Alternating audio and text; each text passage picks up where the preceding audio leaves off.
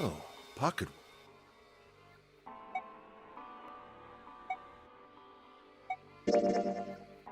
That's a lie. I wanted to get rid of Ace.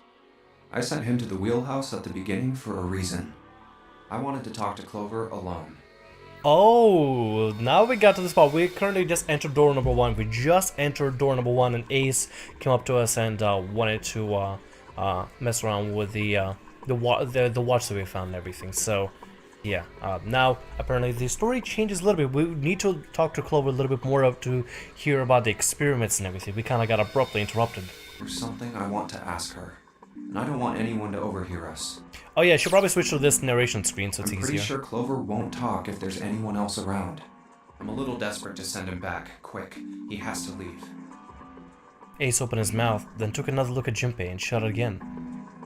A small smirk appeared on his face. Oh, I see. Of course. He looked Junpei over. They glanced at Clover. I apologize for the intrusion. Well, best of luck. Ace gave Junpei a gnome pat on the shoulder and left.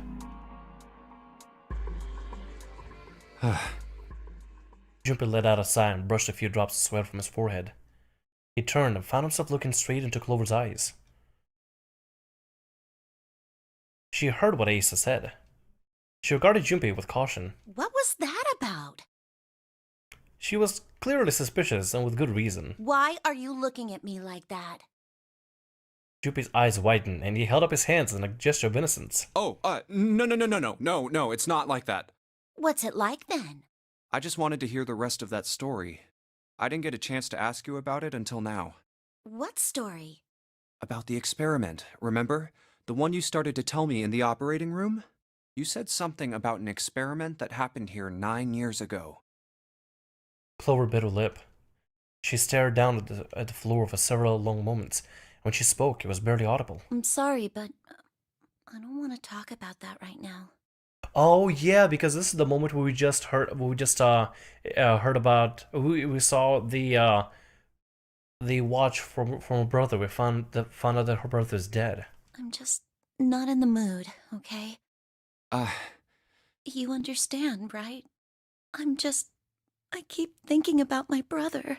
I can't stop. I mean, who would do something like that to my brother? I can't forgive them. I'm not gonna let them get away with it. They're gonna pay for it. I promise. So... Her shoulders were shaking. Drops of blood had sprung up from her lip when she was biting them. She wiped it off and then looked up at Junpei, her eyes fierce and angry. Junpei, who do you think did it? Her voice was cold and scarcely above a whisper. Junpei gulped. Well, if what Seven said was right, then there would have to be at least 2 of them. You need at least 3 people to open the numbered doors, and if you subtract Snake, that means there were at least 2 other people. You're right. So, what does that mean? Well, if we just look at the bracelet numbers, we should be able to figure it out. Who could have opened door 3 with Snake? Well, really, who and who, or who and who? You mean it could have been 4 people? Well, technically it's possible. I don't know. That doesn't seem very likely. Why? I'll tell you later. Why don't we just assume it was only 2 other people for now? Okay, got it. Let's do that then. Then who do you think it could be? Junpei crossed his arms and thought. Snake's bracelet number was 2. Which 2 bracelet numbers added to 2 would give digital root of 3? Which 2 bracelet numbers added to 2 would give digital root of 3? Oh lord, okay. This is gonna be a very difficult thing to say, because now we're actually being asked to exclaim who would be, who were the killers and everything. So that's a little bit interesting, a little bit on the interesting side, if I may say so myself. Would it be Ace and Santa? Santa and Santa could be it, possibly, because that would make a digital root 12, which would add up to 3. Santa and Lotus, I don't think that would do. Let's try Santa and 7. Would it be Santa and 7? 2 and 3.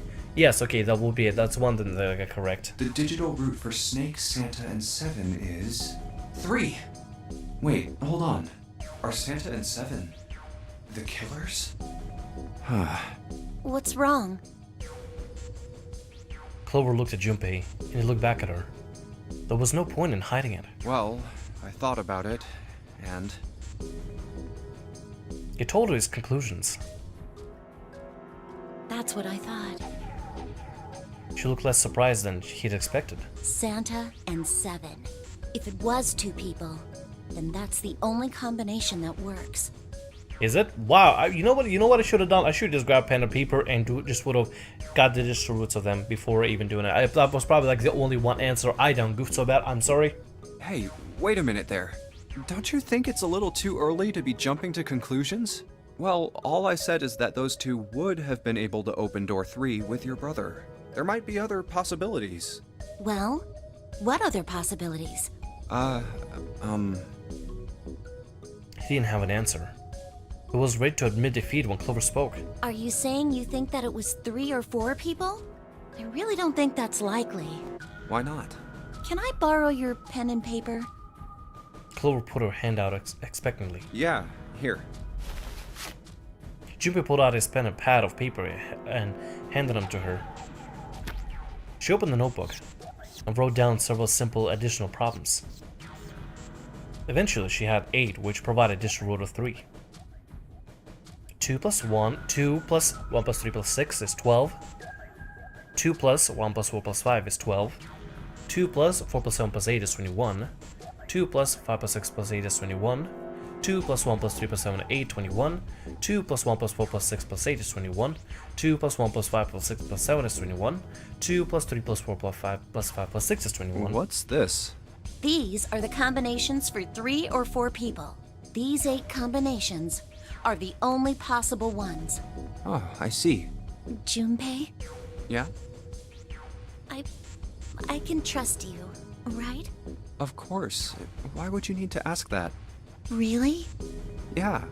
So then I should get rid of B, D, G, and H, right? Of course. Just cross them out. And you should take off yours too. The ones with 4. So, what does that leave? A and E. 2 plus 1 plus 3 plus 6 is 12. 2 plus 1 plus 3 plus 7 plus 8 is 21. Wait, it can't be A. Why? Because June's in that one. There's no way in hell she'd do something like that. Are you sure? I'd bet my life on it. Okay then. I can cross off A too, right? Yeah. Well, what have we got left? E. 2 plus 1 plus 3 plus 7 plus 8 is 21. Do you know what this means? Everyone besides me, you, and June would be working together. Do you think that's likely? If there were 4 people working together, they wouldn't be very cautious. True. I don't think they'd try that hard to hide what they were doing if they outnumbered us, right? Well, you do have a point. And besides, if Ace and 7 are working together, they could have easily gotten rid of me when I went to the shower room with them. But they didn't. They didn't even try anything. If they were killers, why wouldn't they? Her voice was calm, but Junpei had only to look her in the eye to know it was a forced claim. There were tears forming at the corners of her eyes. She was blinking furiously to keep them back. Perhaps by attempting an objective analysis of who might have killed her brother, she'd been able to distance herself from the harsh reality of his death. The more she struggled to act unconcerned, the more Junpei felt his heart tighten. Oh, I see. Anyway, I understand now. It seems pretty unlikely that it was as many as 3 or 4 people. Yeah, Then that means there's a good chance it was Santa and 7. that's how it looks. But why would they do it? There was a moment of silence. Their motive. He laid his hand gently on her shoulder. It was close, so close to the answer. When Ace chose the worst possible moment to return, he raised a knowing eyebrow and then spoke. Have I interrupted something? Maybe? What is it? There was something I wanted to speak with you about, Junpei. Could you come with me for a moment? He turned on his heel, walked back towards the wheelhouse. Go ahead. Okay. Junpei looked over at Clover. He gave her a short nod, hoping that she would be willing to talk to him again, and followed Ace. What did you want to talk about? That's different. The events are happening. New events are happening that I haven't seen before. Ace looked at Junpei and smiled. Perhaps more of a smirk than a smile. There was something I wanted to check. Yeah? What's that? If you'll excuse me. With no warning, Ace slipped his hand to the pocket of Junpei's vest. Hey, what the hell are you doing? I'm just checking. No, stop!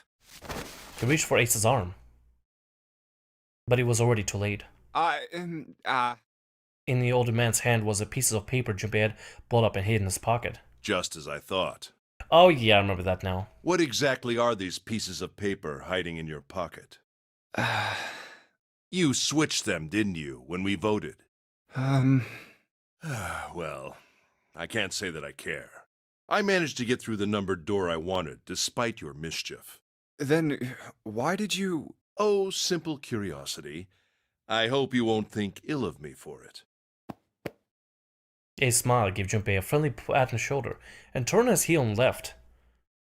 That action, every single time he did that, that always confused me a little bit. I guess we'll have to get to the ending to fully find out the motive of every single individual, but Ace is extremely mysterious. He's extremely mysterious, and also he's really willing to undergo some crazy things. He's very willing to be in the situation. We know nothing about him at all. Yet he was, surprisingly, when we had to go through doors 3, 8, and 7, he was more than willing, more than happy, right, to go in and take the medicine and medication and be the sacrifice, which is really weird. There's a lot of mystery around Ace, and I don't know if I like it. It was a small defeat, but it was a defeat. Junpei had lost the upper hand, and he knew it. You could feel his stomach begin to tense. Damn. Hopefully we can still talk to Clover, though. Well, even if he wasn't one of us, there's no way that man could be Zero. And now we come up to the point where we're in the captain's cabin. We found 0, 0, 0, keyboard 0. And now this is a brand new event here. Since we got to this point, looks like we get new conversations here. Huh? Don't you get it? The letters that spell 0 on the TV screen, the captain's clothes he's got on, and of course, the bracelet with a 0 on it. It's too obvious. Look, this is 0 right here. This dead body is 0. Isn't that kind of fishy? True. You're right. Only an idiot wouldn't see through something like that. No, that's not the point. So I'm not trying to make fun of them for thinking a trick like this would work. I'm sure they didn't think it would work, which makes me wonder. Why did they do it? I guess they didn't say it. I think this is a challenge. A challenge from the person who's really behind all of this. He's making fun of us. Don't you get it? If whoever killed this guy really wanted us to think this corpse was 0, they'd never have put a bracelet on him. Sorry for bumping there. Walking around with a 0 bracelet would be like hanging a sign around your neck that said, "I did it!" Anyone with a brain would be able to see that this guy is supposed to look like everything 0 is supposed to be. Just like we did. The killer must have known we wouldn't think he was 0 and put the bracelet on him anyway. Do you know why? Why?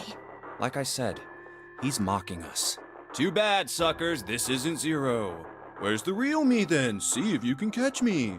It's the same bad joke a lot of criminals like to play. They'll just sit back and watch people run in circles. Wow. That's really twisted. But it almost seems kind of childish. I guess in a way it might be. You know what it also could be? I'm guessing. This is just a guess, hypothetical guess. I could be right, could be wrong. But my thought process is maybe it could have been a member of the experiment that was on the boat. Maybe one of them just gone so freaking mental and twisted, or they were actually able to communicate past the reality and maybe create this game through other means, or through the forces of let's say, for example, the experiment did work, like telepathy, right? Say, for example, it did work, and It's gonna sound far-fetched, but let's say, for example, they got to actually be able to telepathically communicate with the with Alice, right? Oh, Ice, the woman, the sarcophagus woman, if she's still alive. Let's say hypothetically she went and they were able to form telepathic communication with them, right? And the person got them and forced them to play this game and create and fabricate this game for some sort of reasons. Maybe? I don't know. Like that, just guessing, honestly. I don't know what it could be. There's still a whole a question about the experiment not answered. Yeah, you're right. It's really childish. It's like it's just a game to whoever this person is. That's what seems funny to me. Junpei had been down next to the corpse. Alright, let's get back to the point. Who killed this man? I don't know. And what's this guy's deal? Who is he? How would I know that? If I knew anything, I would have told you. You have no idea who he is. Why would I? Junpei sat back on his haunches and thought. Haunches. We should check and see if he's got anything on him that might tell us who he is. Give me a hand here, Clover. Huh? We gotta flip him over. How else are we gonna search his pockets? Clover didn't move. Okay, fine. Guess I'll do it. Junpei had no choice but to move his body on his own. Here we go. He grabbed hold of the area now completely covered in blood and shoved. It took a moment, but eventually Junpei felt the man's bulk begin to shift. But just as it did, Huh? something fell from the man's left wrist. Hey, it's the bracelet with a zero on the face. Lastly, let's discuss how to remove the bracelets. There are only two ways to do so. One, you escape from this ship. Two, more likely, which is zero. Wait, was the bracelet? Oh wait, no. In other words, once the bracelet is taken outside the confine of the ship, or the backside of the wearer's heartbeat has fallen to zero, it will shut down automatically. Oh god. Junpei stared at the bracelet. this man. He's dead, isn't he? Huh? No, it's just I guess I didn't really think about it until right now. If his bracelet's off, that means he's dead. Well, it's pretty obvious that he's dead. You don't really need to look at his bracelet to figure out that he's dead. That is true. Yeah. I guess you're right. It is pretty obvious. I guess maybe Junpei might have been caught up in the whole thing. He completely forgot that he's actually shoving around a dead body. Well, he looks a lot better than the other bodies we've seen, though. You know? I mean, if there wasn't all this blood, he'd almost look like he was still alive. That's probably a really bad joke, whatever it is to make right now. Clover is in a bad state. I mean, I know it's kind of a messed up thing to say, but he kinda has it better, you know? Dying from a bomb going off inside of you, I mean, that's just... At the same time, having an axe going through you. Some of Snake's bones went right through his skin. I think the explosion must have thrown him against a wall or something. Okay. Is this like gore porn at this point? This is like verbal gore porn. There was a broken bone just sticking out of his left arm. And, Suddenly, Junpei realized what he was saying. How could he have been so cruel? He clapped his hand over his mouth. But it was already too late. He turned to look at Clover. She was glaring at him furiously. What did you just say? Her words sounded cold. He knew an apology could hardly atone for what he'd done, but he tried anyway. oh man, I am so sorry. I shouldn't have said that. I really don't know what I was thinking. I mean... No, that's not what I'm talking about. What did you say about his arm? Arm? Yes, his left arm. You said it, didn't you? Well, yeah, I did, but... I mean, didn't you see it too? Of course not. I could barely look at him. There's no way I was gonna see the details. Clover took a quick deep breath. Are you sure it was his left arm? Junpei thought back. Yeah, I'm pretty sure it was. And he had a broken bone, right? What the hell are you getting at here? Just shut up and answer me! She shoved her face closer to his. He could see the fire in her eyes. Junpei winced and swallowed. Yeah, he did. It was pretty bad, too. The bone was sticking out of the arm. No sooner were the words out of his mouth than Clover's expression changed. Clover? What's wrong? Look, I'm sorry if I said anything. Suddenly, she was crying. Junpei wasn't sure what to do. Thank you. It was close to the last thing he had expected to hear. Wait, is this something about his left arm that we didn't know? Huh? What are you... Junpei had no idea what just happened. He didn't think he had done anything worthy of thanks. He couldn't understand why she would have chosen that moment to begin crying. So he simply stood there confused.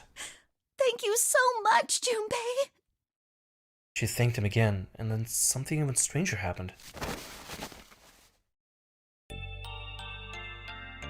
Clover threw herself into Junpei's surprised arms. Hey, what's going on with you?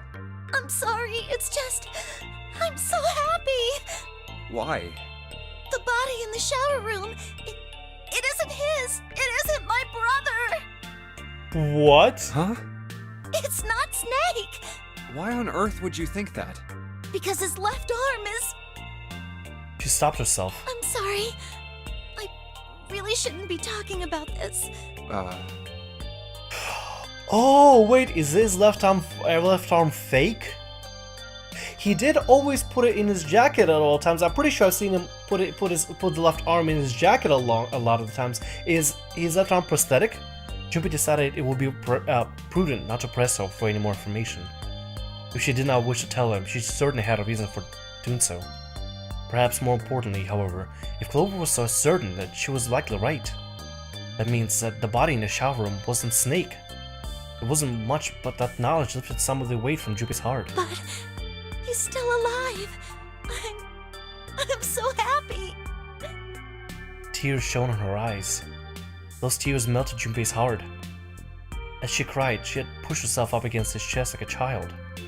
Jun put his arms around her and held her tight. I'm so glad. Huh? Junpei, you were right.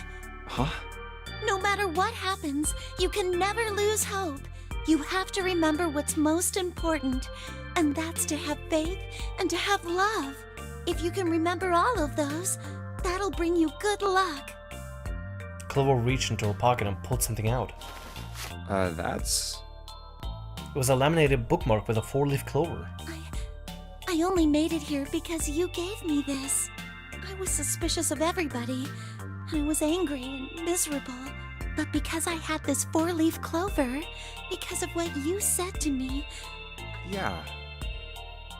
Junpei hadn't thought his words would have had such an effect on her. Her words were making him feel a little awkward. Thank you so much, Junpei. She looked up at him. He scratched his nose and pretended to notice something interesting somewhere else in the room. Oh, if you really want to thank somebody, you should be thanking Santa. Santa? Why? Well, he was the one who gave me that thing. And the words for each leaf, I got that from him too. Oh.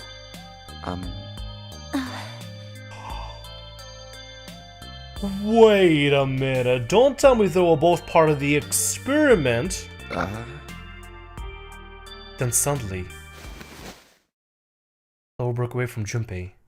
Huh? A little confused, he hadn't thought he'd react that poorly. Clover began to pace around the room.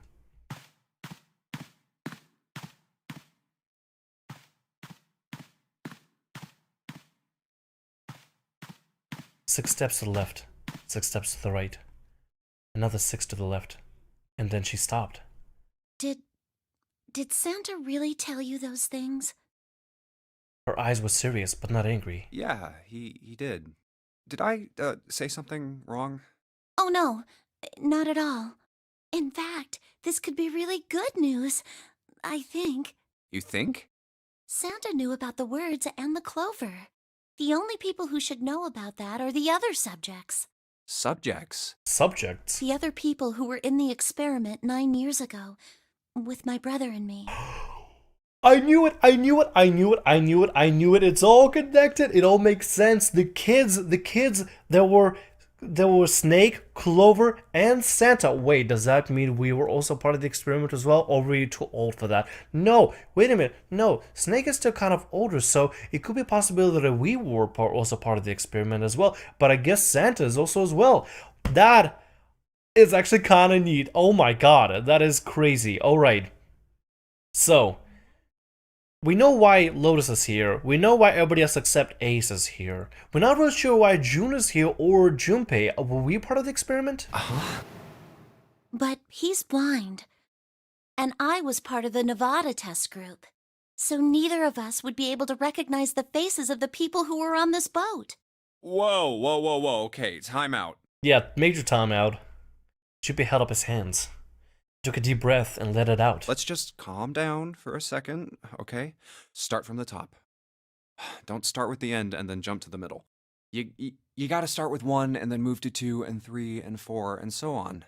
If you don't tell me stuff in the right order, I'm never gonna be able to figure it out. Okay. Clover nodded. All right, let's start with this experiment. What happened on this boat 9 years ago? Do you know about morphogenetic fields? Morphogenetic fields. He did, and the realization sent chills down Junpei's spine. All right, how about this? Theory of the telepathic mechanism. Oh yeah, that's why Lotus explored the telepathic mechanism and everything. That's why. This was back when Funya Rimpa, I believe, when we talked about Funya Rimpa back in the day. I think Lotus mentioned something like that. Junpei recounted what Lotus had told him earlier. Clover nodded. Telepathy, huh? Well, that's not really it, but I suppose it's similar. So they were testing telepathy on this ship? Yeah, I guess so. And then we learned that through the submarine route. So, what exactly did they have you guys do? The same thing that we're doing now. Exactly the same thing. What? The Nonary Game. 9 people were put on this boat, and 9 others were put in the building in Nevada, and the game started. Junpei grabbed the sides of his head. Look, I'm sorry, but I don't get it. What do the Nonary Game and some telepathy experiment have to do with each other? Am I missing something here? Clover bit her lip. She blinked back sudden tears. What had happened to her in Nevada? The ability to access a morphogenetic field is affected by a couple of things.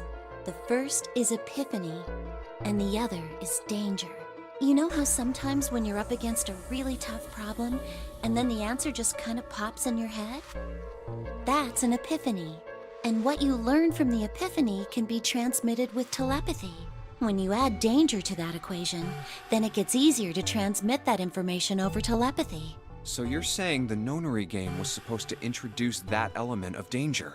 Yeah, but it couldn't be just any old danger. Wait a minute, don't tell me It had to be life and death. Oh, there we go, sorry. For some reason I was playing the other audio clip. Don't tell me the second game is about a similar experiment done at the same moment but in Nevada somewhere.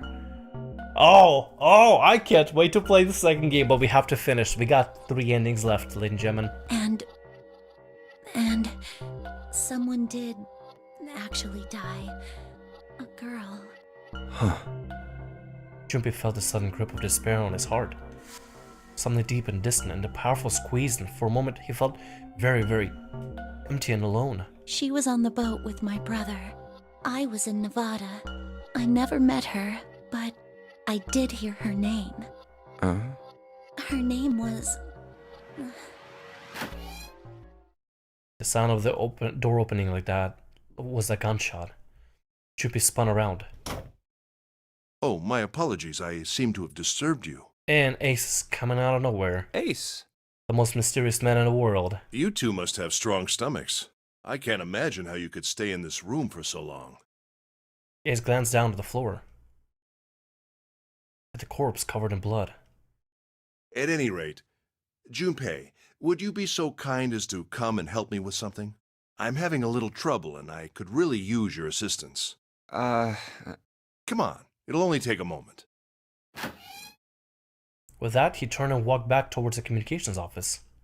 Clover waited until he was out of sight, and spoke in a small, quiet voice. I don't want Ace to hear us. We can talk about this later. Huh? Hey, wait! Clover ignored him. From outside, Junpei could hear Ace calling. Junpei? What are you doing in there? Hurry up! Grumbling to himself, Junpei stomped off towards the communications office. And I guess we gotta keep on going through this, ladies and gentlemen. We gotta see how far we can get through this. Man, getting this ending, I thought would be pretty quick, but no, it's like a whole thing. I have to go. I'm not even kidding. I'm not even kidding, y'all. I have to go all the way from the beginning, and I had to make sure I followed the entire pathway just in case, make sure that I'm on the right track and all that. I'm guessing the red team means there's gonna be a safe ending of some sort. But anyway. There is supposed to be like a safe ending that we get. It's supposed to be a safe ending. I guess it's gonna be this one that will unlock the true ending, which is apparently the same thing as what we're doing right now, the coffin ending, but with actual good end. So that should be interesting to try and see what that's gonna be like. Anyway, I'm gonna keep on going through here for a little bit, y'all. We're gonna see how far we can get through here. We're gonna see if this unlocks it for us by any chance. Hopefully, we'll see though. We'll see. We'll see what it takes us over to. For now, we gotta keep going through the puzzle here. Okay, so I'm gonna be back. I'm gonna just keep going off through the guide just to make sure that I remember everything. It's just easy to go through the guide once I already completed the puzzle. I remember some of it, so I can kind of briefly do it real quick and kind of figure out exactly what I need to do. Like get the toolkit and everything. The screwdrivers might be important. Check on this. Get the ink. That's gonna be pretty important for the whatever. I'm gonna be back. I'm gonna be back in a bit.